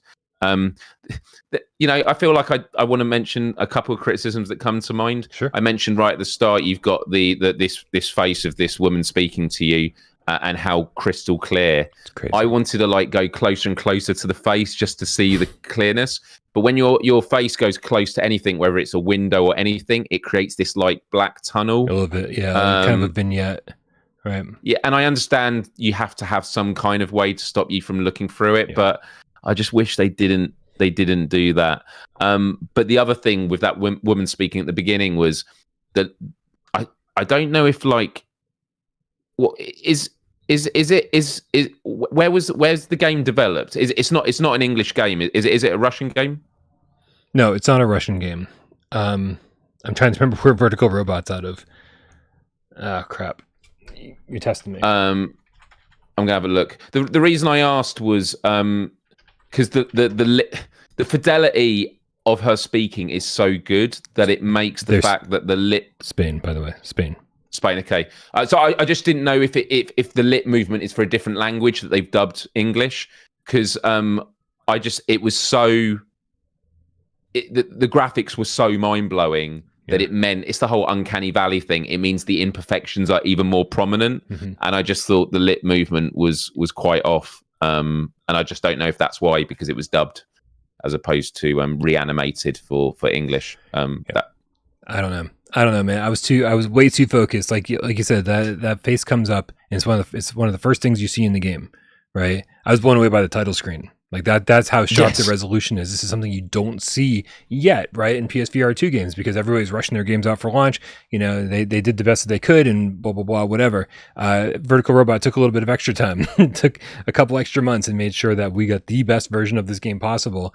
And the title screen alone, looking around at like this very, very red planet surface, I was like, this is fucking crazy sharp. And then when you start the game, the very first thing you see is this woman's face, and it is the most detailed.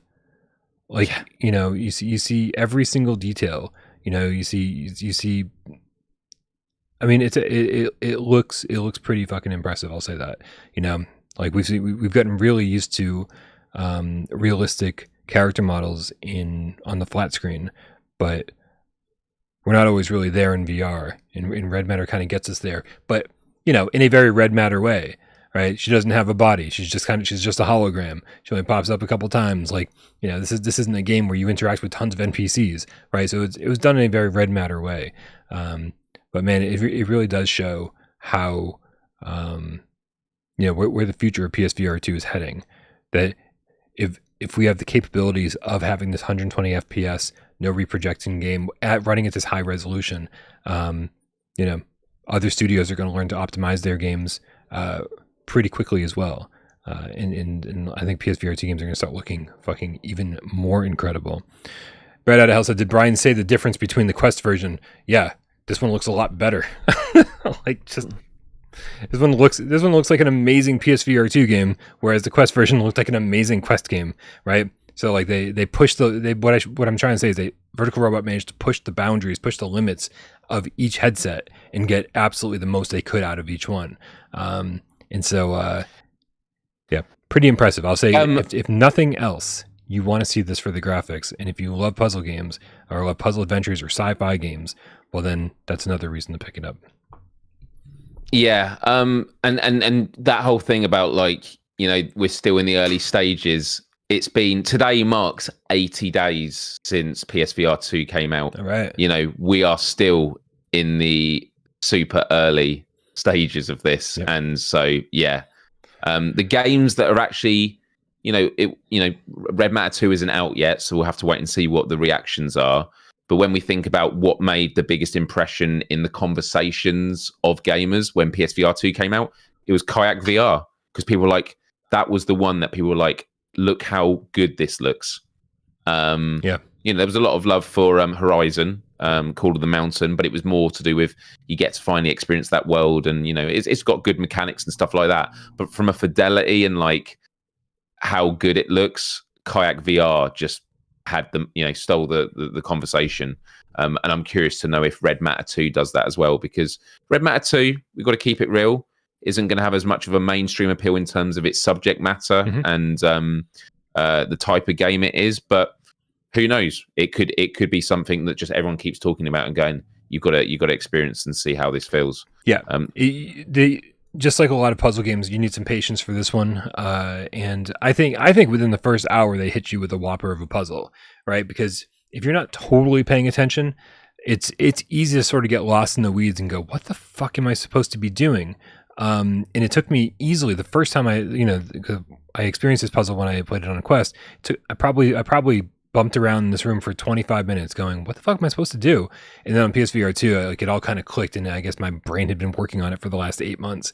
And so when I went in, I was like, oh, okay. Right. But I think it's a pretty elaborate puzzle for the first hour of the game. And so I say, if you've got patience for it and you really I think this is the kind of game you want to take your time with. I think most people finish this game in about 7 or 8 hours. And I think that's about where I'm heading to. I'm more than halfway through, and I'm on pace to finish in roughly 7 or 8 hours. It's the kind of game you want to take your time with, though. You just like the first game, you'll be walking around scanning everything. Like if you want to take in the Bulgaria? Is that? I feel like I'm screwing this up. If you want to take in the lore, is that Hitchhiker's Guide? That's Bulgarian. Dude, I don't know. Right now. Yeah, don't just be on that. There's. Now I'm completely lost. You want to scan everything. You want to take in the lore. You really want to understand everything that's going on. Steve IRE in the chat said, "Do you have to play the first one?" And I'm gonna let you answer this question, Myles, because you've got an hour or two, a couple hours into this game, and you didn't play the first one. How much is it making sense to you? How much do you feel like you missed out on? I feel like right at the very beginning, I was like, is this picking off from something that's just happened? And it's obviously hinting at stuff, but I'm like, to be honest, this could have just been a new movie or a new property. I kind of feel like you're just getting dropped in it, and it kind of just adds to the eeriness and the sort of the mystery of it all. So I don't feel like I'm missing out on anything per se, any more than I'd just like to play Red Matter. But I'm kind of just very intrigued by it all, and I'm enjoying it. So yeah, I don't feel like I'm playing this going, I am completely lost because I haven't played the first one. If I'm ever lost, it's a sense of what is there to do? Like, what am I exploring? Where am I trying to get to? And things like that. Ryan, the VR grid in the chat, aka it's After the Fall in VR, says you should play the first one. You should absolutely play the first one. If you don't mind playing it on your PSVR1 or your Quest. No, or your I'm not going back. I can't go back. That I do think so here's my issue is that I have zero memory left. All my brain cells are completely dead, right? So I've played through Red Matter 1 2, maybe 3 times on PSVR1. I started this game up and they're talking to me and my character starts talking and there's like a whole story, there's dialogue and obviously just they're trying to put me into this place and I'm like, I have no idea what's going on. Like, I might as well have not played the first game because right. I'm just as lost as you probably were at the beginning. And I didn't care because I enjoyed it. I think that the way Red Matter tells its story, the way Vertical Robot tells its stories, it's delivered in a way where you're kind of comfortable with what's happening and you never feel like you're completely lost, even if you're not grasping everything, every little detail story wise. But yes, you should play Red Matter 1 if you have a way to play it. My guess is that at some point, like if you have too many, like the last thing I would ever want to tell you to do is not to play Red Matter 2, right? There's no way I'm ever going to tell you that. But I have a feeling that we're going to get a PSVR1 remaster of Red Matter 1. And it's going to look incredible on PSVR2. And I hope they sell it in a bundle, right? For like $50 or something. It'd be an amazing deal. Something I would say, Brian, is if you when you complete Red Matter 2, yep. If you get to like the end of the story and you feel like this was more impactful because it reactivated those memory cells and now I remember what happened in Red Matter. Yeah. And because of those memories, this has had more of an impact. And you're like, actually, yeah, Myles, you would appreciate this ending way more if you play the first one. Then let me know, because then I probably would hold off, because I get a feeling that Red Matter will, get an upgrade. I just feel like it's something that they would do. Yeah. But yeah, I mean, could I just also respond? A lot of people in the chat were saying about my comments about Kayak VR and Call of the Mountain, saying Call of the Mountain looks better to them. It goes back to what I said about there are different types of like what looks good in games. Mm-hmm. Like I think, yeah, Call of the Mountain in many ways, of course, looks better than Kayak VR.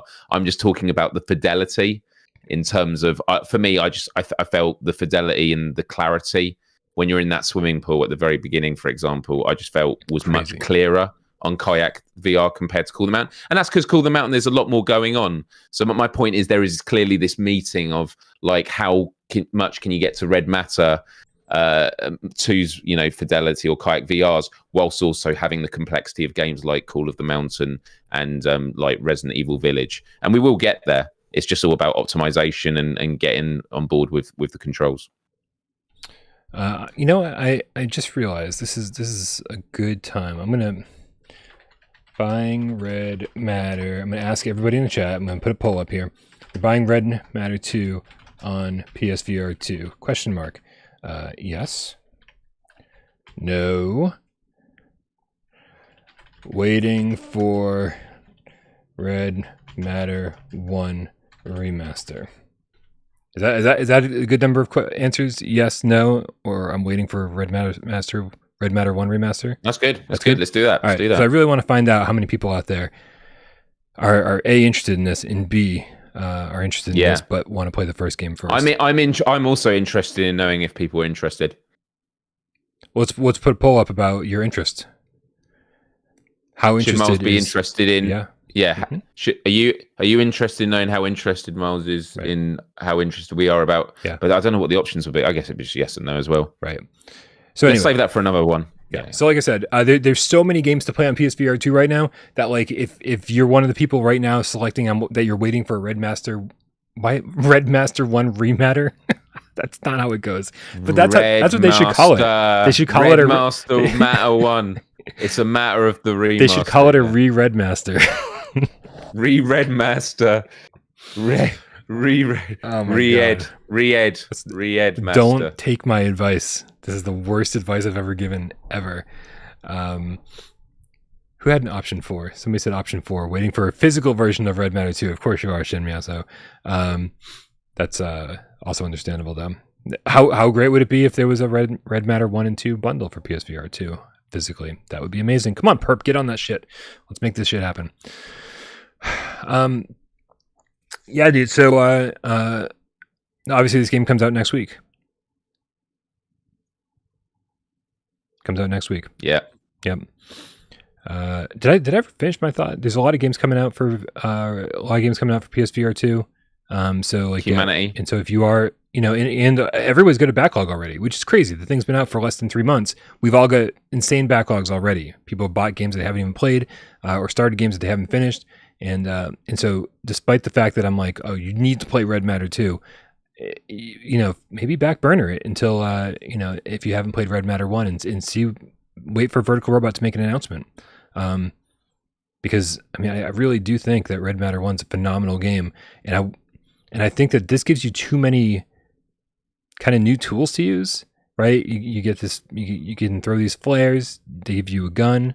Suddenly the gameplay is more elaborate with a lot more platforming. What was the other thing? Dude, I'm losing my mind right now. I love having my jetpack onto me though.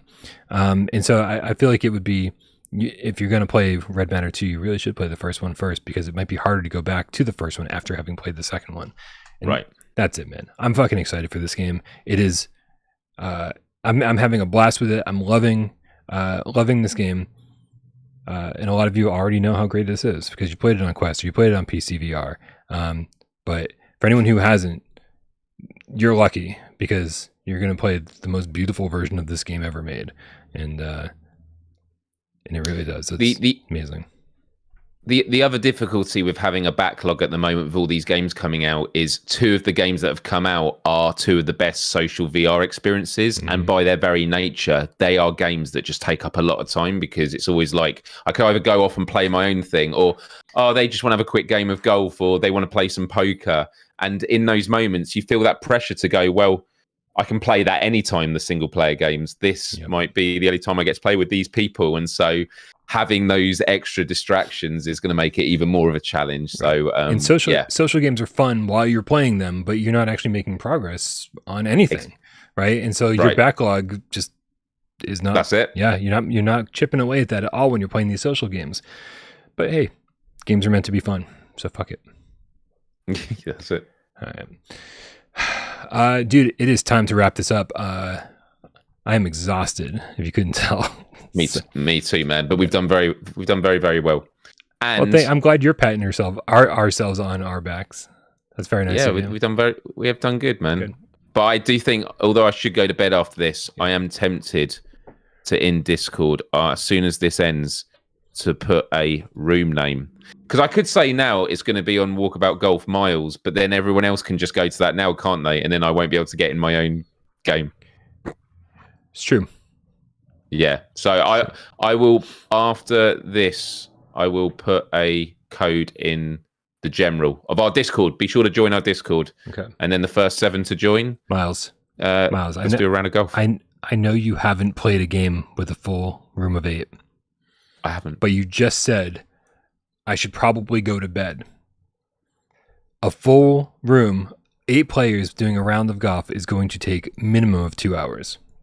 Is it really? Yeah. Just saying. Just letting you know. Yeah, maybe I should sleep. I could do it tomorrow. Okay. Yeah, that's good. I'm glad you warned me about that. It might be time for me to pop back in and spin the wheel again for PokerStars because every 8 hours, I've changed my sleep schedule around spinning the wheel. Do you know what? I might jump on that next for a little bit. That's a nicer thing. There you go. Blow up a few rockets like Elon Musk. Good. Send me the password, and I will join you for a few hands. Cool. Good. Is it time for 20 questions, Miles? I believe it is, Brian. Excellent. Well, this is PSVR 20 questions. If you guys don't know how this works, well, I'm going to make it real easy for you. I hope Miles makes it real easy for me. He's got a PSVR game, could be 1 or 2 in his head, and yes, you in the chat are going to help me out on this. We've got 20 yes or no questions to figure out what it is. Only 6 minutes on the clock. Please, guys, help me out with good questions and, of course, good suggestions based on the answers that Miles gives. Please, for the love of God, Miles, Don't AJ the fuck out of this. I'll try to AJ this as little as possible. All right. Putting the clock up on the counter now. On your mark. Get Des. Go. Is this game available or announced for PSVR2? Either one. Are we able to do games that haven't come out yet? If it's been, I mean, it's out on PSVR2. I was just generally curious about the rule. Yeah, it's out. Listen, we can talk about this another time. Yeah. Don't I AJ thought it was this. only games that have come out. Well, I mean, I said announced, meaning it could be a PSVR1 game that has been announced for PSVR2. See what I'm saying? I see what you mean now. But okay, yeah, so it's on PSVR2. Okay. Yeah. Is it also on PSVR1? No. Okay. PSVR1 only. Is this a developer that has made other PSVR games in the past?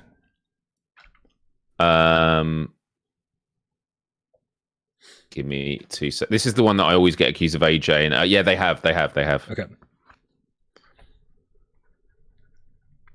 Is this a multiplayer game? No. Wow. Cool. Okay. Well, that eliminates everything I was just thinking about.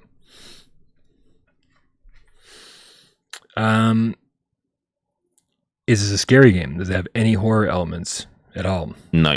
Okay. 5. No horror at all. All right. I only AJ it out the gate when I get asked about if they've developed other stuff, because that's when I'm like, Yeah, well, next time you pick a game, look that shit up. Yes. That's a good point, actually. I should probably research it, yeah. I mean, just, a little. Is this a game... maybe you use the Sense controllers in this game, maybe you don't. But are there other controllers that you can use for this game other than the Sense controllers? No. Okay, so Sense controllers only. Sense only. Okay, that eliminates like Gran Turismo, that eliminates Thumper, that eliminates Tetris. Is this a puzzle game of any kind? Yeah. Wow.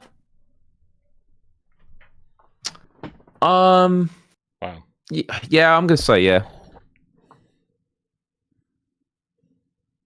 Okay. Oh man, I don't know. I'm kind of puzzle. Yeah, I'm gonna say kinda. There's logical elements to it. Okay. Like, yeah. Does this have a cartoony art style? Yeah, it does. Okay. Was this a launch title?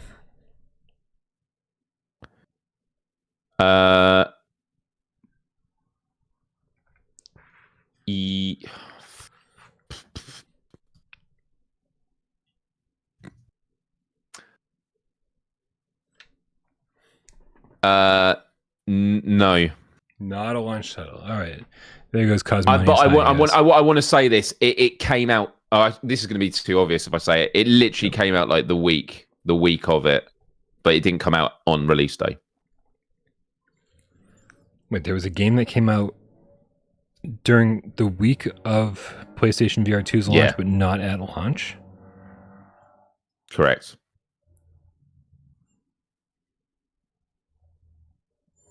Markio, I think Garden of the Sea was there at launch.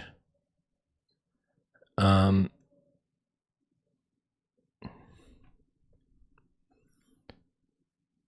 this is kind of driving me crazy because now Seeker of My Shadow came out like a couple weeks later. Before Your Eyes is a good one, procedural games. Does this have a heavy focus on? Actually, ignore me. It was a launch title. Okay. Was it developed by Alchemy Labs? No, it wasn't. Okay, that's 10. Damn. Is there a rhythm element to this at all? No, there isn't. All right. Well, there goes Ragnarok and Drums Rock and whatever else. So Before Your Eyes is out because that has a cartoony art style and that came out after launch.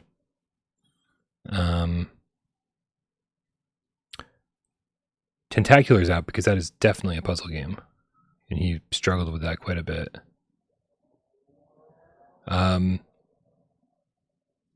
Last Worker wasn't a launch title. There's good suggestions in the chat, though. Oh, is this based on an existing IP? Like something other than video games? No, it's not. 12. No Jurassic Park. Jurassic World. Wow.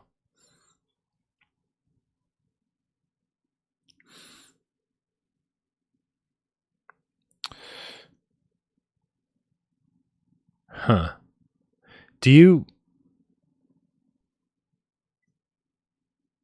Is this a God game? Like do you hover over the world? No. Okay. Is it a free-to-play game? No. Wow, running out of ideas fast here. How many questions do I have 14. left? You've done 14. Okay, was 6 this by Resolution Games? No. Wow, we're in big trouble. Is the game about collecting shit? Yeah. All right, well, I only got 4 seconds left, so is this Garden of the Sea? It is, Brian. Well done. All right. And Procedural Games was first in the chat to get it, so well done to them. All right. I had a complete brain freeze with the date. So, yeah. Nice. Desperately want to get back to this game, man. Like, this was one that, like, when AJ and I did our like hype list of the games we were most excited to play for launch, like not the best games or not the games that were going to be the best or the worst, just the games where we were personally most excited to play. There was something about this that just really resonated with me. Like, looking at the art style and looking at how relaxing it would be to hang out in this world. And I desperately want to get back to this, man. Like, so I cannot wait to have a little bit of downtime and start knocking out some of these launch reviews, because this is on my list for sure. I always end these 20 questions by asking clarification on certain questions. It's not a puzzle game, is it? I'm not far enough in to know how puzzly it gets. Right now, it just says, I need these 5 items, and I bring in those 5 items. I don't know how difficult it becomes to get those, if there are things you need to figure out. Yeah, it's just finding combinations. Like, it's all laid out. Like, you find the notes of like what you like, the recipes for making stuff. That's what it is. So it's kind of a puzzle in the sense of you're working out what you need to combine to create stuff. But you could argue it's not puzzles. It's just putting stuff together that is there. But there is kind of like a sequencing of it. Like, you can only do stuff once you've worked out how to create certain things and that. Looper, the Underground Game Cat with the €5 says, well done, Brian. PSVR2 games are still always guessed so far. That's good to know. Does that mean anytime we've picked a PSVR2 game, it's been guessed? Is that what he's saying? I don't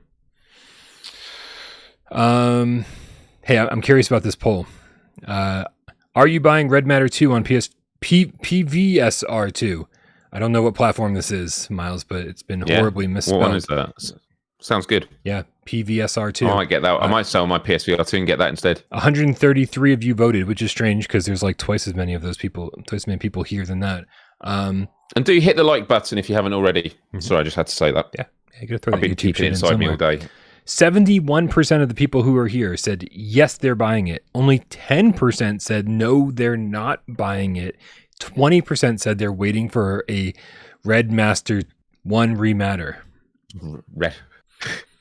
So that's pretty impressive, you guys. I'm telling you, man, like I didn't love Another Fisherman's Tale. And by I didn't love it, man, like there were so many cool things about it. And I just couldn't enjoy it the way that I wanted to. Red Matter 2 is a completely different situation. If you like puzzle games, this is where to spend your $30. I know Another Fisherman's Tale ended up being $25 with a plus discount on top, so it's cheaper than that even. But Red Matter 2, man, like plus discount or no, it's gonna be a $30 well spent. I think it's gonna be amazing. I cannot wait, Miles, to do our first top 20 debate for PSVR 2, because there are already so many games that I'm like, this is a must buy, this is a must buy, this is a must buy, and Walkabout's going to be in the top 5. It's crazy. Yep. Yeah. Agreed. All right, I'm going to end the poll. Thank you everybody for voting. Discussion. Yeah, me too. I'm excited to have a discussion where I feel I am on a level playing field with you all now, because I've been able to play all the games. And yeah, that was what was very difficult towards the end of the PSVR generation. I had blind spots, and yeah. And I think other people are in a better. I'm not on the same level playing field as everyone else, right? Because whereas everyone else has gotten a chance to jump into Cities VR and jump into Garden of the Sea and play each one for a few hours, even upwards of 10 hours.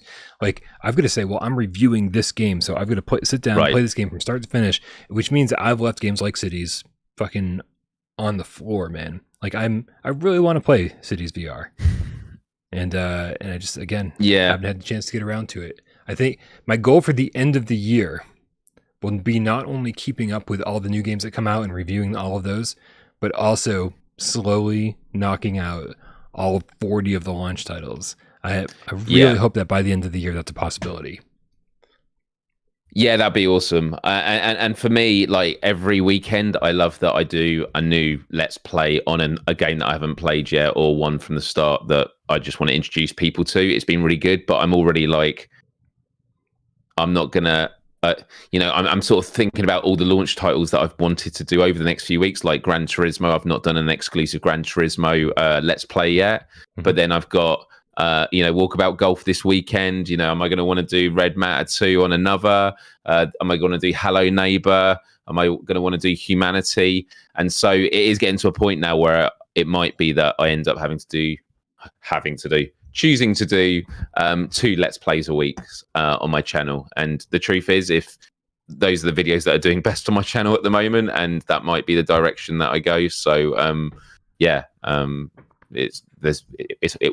feels lucky it's a nice problem to have. Yes, I agree. And with that, Myles, it's probably time to get out of here. So thank you very much for hanging out with me. Everybody, make sure you subscribe to Myles by clicking the link in the description below, heading over to his channel, clicking that subscribe button, notification bell, all the normal YouTube stuff that we like to say. Also, thank you to everybody who helps this channel run. Sci-Fi GameCat Henry putting the timestamps into the show. Jay Meow for uploading them on podcast services of your choice. He's getting back on that shit. He wasn't able to do it the last couple of days, but please cut him some slack, because this is all volunteer work on everybody's part. All the moderators, also volunteer work, who make my life better every day. Everybody supports me financially over on patreon.com/Without Parole Games, or being a member here on YouTube. Everybody who tips during the show, everybody who helps out during 20 questions, everybody who comments, and everybody who sits back and watches the show and doesn't say a goddamn word. We know you're out there, and we love you just as much. Happy Friday, Myles. Happy Friday, Brian. Happy Friday, Game Cats. Have a wonderful, wonderful weekend.